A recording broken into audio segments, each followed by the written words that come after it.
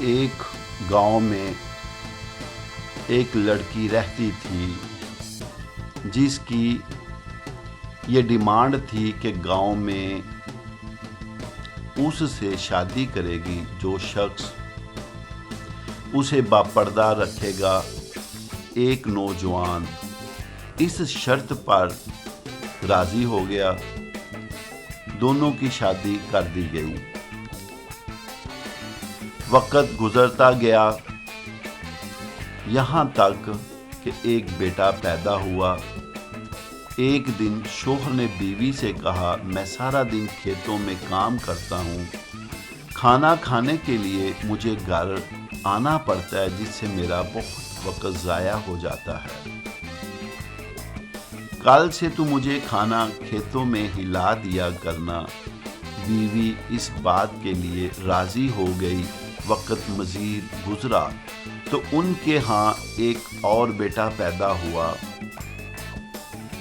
جس پر شوہر نے کہا، اب گزارا کرنا مشکل ہو گیا ہے، تمہیں کھیتوں میں میرے ساتھ میرا ہاتھ بٹانا پڑے گا۔ بیوی اس بات کے لیے وہ بھی راضی ہو گئی، لیکن وہ دل سے خوش نہیں تھی، کیونکہ اب وہ بے پردگی تک پہنچ گئی تھی۔ تیسرے بیٹے کی پیدائش پر اس کا شوہر اسے مکمل بے پردگی تک لے آتا ہے۔ وقت گزر گیا، اولاد بڑی ہوگی۔ ایک دن یوں ہی بیٹھے شوہر ہنسنے لگا۔ بیوی نے پوچھا، کیا بات ہے، کیوں ہنس رہے ہو؟ تو شوہر کہنے لگا کہ تو بہت پردہ کرتی تھی، آخر تیرا پردہ ختم ہو گیا۔ کیا فرق پڑا تجھے پردے سے؟ بے پردگی بھی تو ویسے ہی گزر رہی ہے۔ بیوی نے کہا کہ تم ساتھ والے کمرے میں چھپ کر بیٹھ جاؤ، میں تمہیں پردے اور بے پردگی کا فرق سمجھاتی ہوں۔ شوہر نے کہا، ٹھیک ہے، اور وہ کمرے میں چھپ کر بیٹھ گیا۔ بیوی نے اپنے بال بکھیرے اور رونا پیٹنا شروع کر دیا۔ پہلے سب سے بڑا بیٹا آیا اور ماں سے رونے کا سبب پوچھا۔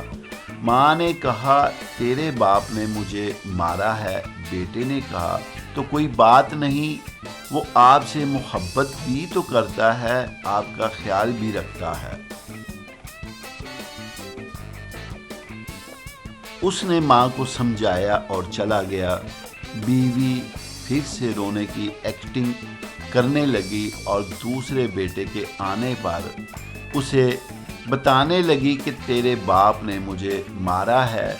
بیٹے کو غصہ آ گیا، اس نے باپ کو برا بھلا کہا اور ماں کو سمجھا کر چلا گیا۔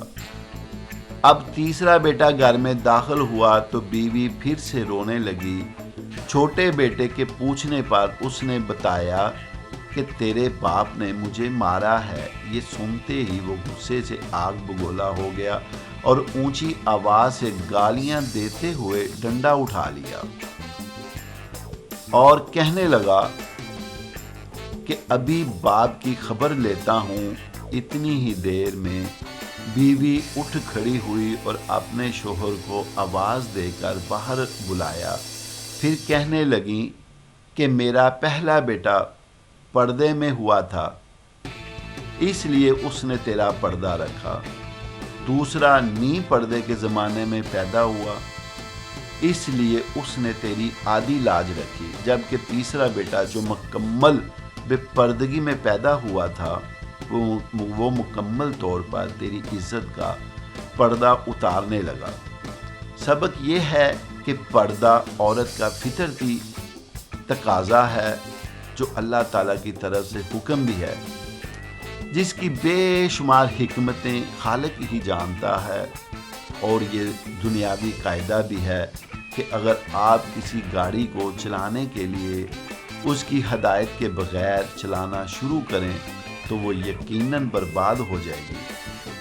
بات ہے تو کڑوی، لیکن ہے سچی کہ ایک مرد کی غیرت کا اندازہ اس کی عورت کے لباس اور پردے سے لگایا جا سکتا ہے۔ خواہشات اپنی مرضی سے اٹھائے ہوئے بوجھ ہیں۔ اگر اپنی پرواز بلند رکھنی ہے تو بوجھ ہلکا رکھیں، سفر آسان ہو جائے گا۔